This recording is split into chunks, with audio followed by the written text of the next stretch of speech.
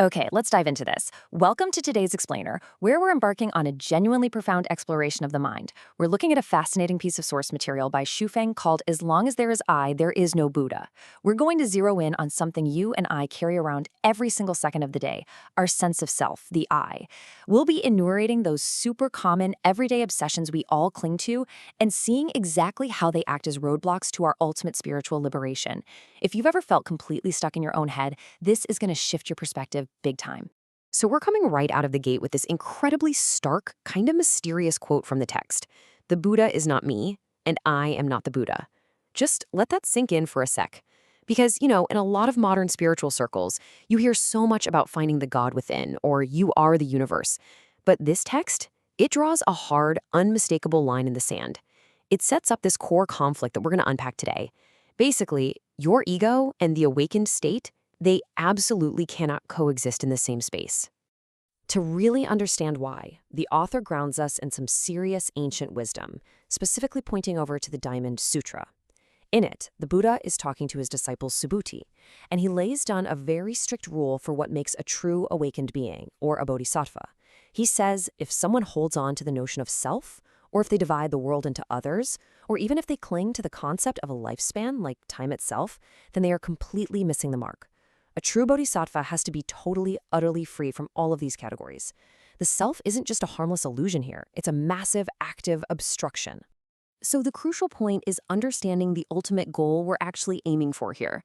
In the source material, this goal is called Anuttara Samyak Sambodhi. Yeah, it's a heavy Sanskrit term, but it translates to something really beautiful: supreme, perfect enlightenment. But notice the big prerequisite here. This state is attained by practicing virtuous action, sure, but specifically without the notions of self or others. It's not just about doing good deeds, it's about doing those good deeds without an I looking to take the credit. And that creates what is basically a spiritual zero-sum game. On the left side, where the I exists, the Buddha is absent. And on the right, where the Buddha is present, the I is completely gone. You can kind of think of it like two ends of a seesaw, right? They just cannot both be up at the same time. As long as your ego, your I, is sitting heavy on one side, Buddhahood or ultimate liberation is suspended way out of reach. The ego and enlightenment are completely mutually exclusive. Section 1. The Mountains of I. Now that we've got the core conflict down, we have to ask ourselves, what does this actually look like in our everyday lives? What is this I even made of? We're going to enumerate the highly relatable, totally everyday obsessions that we constantly feed. The text gives us this really beautiful but frankly intimidating metaphor. It says each attachment is a mountain standing in the way. We usually picture the path to enlightenment as this clear, open road that just takes time to walk down, right? But the source material corrects that. The road isn't clear at all. It is blocked by massive towering mountains. And the wild twist? We're the ones building these mountains, literally rock by rock through our attachments. Let's look exactly at how the I blocks the path. The text lists out these everyday desires to show us just how unbelievably sneaky the ego can be. Listen to these. I want to become a Buddha. I want to achieve glory. I want to be rich. I must stay alert. Notice how it just casually lumps the desire for wealth right alongside the desire to achieve spiritual greatness? Even saying things like, I want to contribute to humanity or I want to be a Buddha is still a total trap. Why? Because the very first word out of your mouth is I. The desire for spiritual awakening, if it's being driven by the ego, well, that just builds another mountain. But it definitely doesn't stop at just our desires. It completely infiltrates our deepest convictions too. Look at the belief systems here. The ego absolutely loves to attach itself to grand ideologies. I believe in Christ. I believe in atheism. I believe in communism. The source material points out something huge here. The specific belief almost doesn't even matter. The actual trap is the framing. I think this is right, and therefore I think that is wrong. Our rigid beliefs constantly, endlessly divide the world into us and them, and that just reinforces the boundary of the self over and over. And then things escalate. We move from I to the concept of ownership, from I to mine. The author lists out our deepest, most visceral attachments: my country, my religion, my home, parents, children, husband, wife, literally even my enemy. The second we attach the word my to anything, we're pulling it straight into our ego's orbit.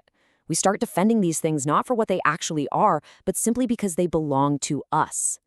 This is where the mountain gets incredibly steep, because these are the attachments we are most willing to fight and, frankly, to suffer for. And this brilliantly illustrates one of the most profound points in the entire text. The ego weaponizes absolutely everything to keep us trapped, even our own insecurities. We usually just think of the ego as pure arrogance, right? Like, I am great or I am wealthy. But the text explicitly includes things like, I am insignificant, I am poor, I am incapable. Humility and self-pity can be just as heavily ego-driven as narcissism. Whether you're obsessed with your fame and all your degrees, or you're obsessed with how ordinary and nameless you are, at the end of the day, you're still just obsessed with yourself. Which brings us to Section 2, the closed gate. Okay, so having listed out all these relentless everyday obsessions, we have to face the music. What are the consequences here? How exactly does this constant, exhausting centering of the self prevent the spiritual freedom we were talking about earlier? Well, the source text really doesn't pull its punches on this one. It states a very harsh, unyielding truth. If the I is not dissolved, the gate to enlightenment will remain closed, period. There's no secret back door, there's no VIP entrance where you get to keep your attachments, your pride, or your self-pity, and still somehow waltz through into supreme awakening. Those massive mountains of I we just looked at, they are actively barricading the gate. As long as the I dwells in the heart, the Buddha remains afar. I mean, think about how relevant that is to our fast-paced modern lives. How often do we all feel stuck or anxious or just totally overwhelmed? We're constantly searching for peace. We meditate, we read texts like this one, hoping we can pull that awakened state just a little bit closer to us. But this reveals exactly why it often feels so incredibly distant. It's not that peace is hiding from us somewhere, it's that our own ego, our endless stream of I wants and I ams, is physically pushing it away. Let's move to Section 3 and see how this builds into the ultimate resolution, the paradox of no self. So if the I is the problem, the solution has to be getting rid of it, right? Dissolving it. This is where the source material finally guides us out of that trap we've built for ourselves. To get out, the text introduces this concept of non-action. Now, to be clear, this isn't about being lazy or literally sitting on the couch doing nothing. Step 1 is entering the realm of non-action, which actually means doing things without the ego driving the bus. When you finally remove that I want this outcome from me mentality, you reach Step 2. You can act freely and without error. Because your actions are no longer tainted by all those selfish desires, they become pure. As the text puts it, through non-action, nothing is left undone. You're still engaging with the world completely, just without all the heavy baggage of the self.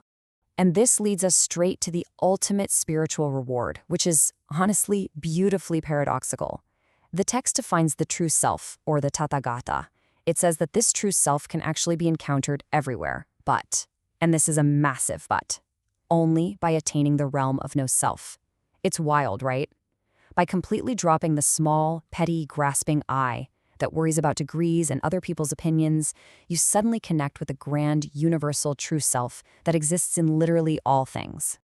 Now, what's really interesting about this slide is how it distills everything down into a final, undeniable choice. On the left side, cling to the I, and in the end, even the self is lost. If you spend your whole life desperately white-knuckling your identity, your possessions, your righteousness, you ultimately end up empty. But look at the right side. Let go of the I and the true self will arise. Surrender that illusion of the small self and you literally gain everything. The source material leaves us with this profound promise. Let go of the I and the true self will arise. We've gone through and enumerated the mountains we build every single day. We've seen exactly how they lock the gate to our own spiritual liberation. And we've seen the incredible freedom waiting for us on the other side of non-action and no self. The logic is crystal clear. The path is completely illuminated. But it all comes down to a single, lingering thought for you to carry into your day today. Knowing all of this, can you actually let go?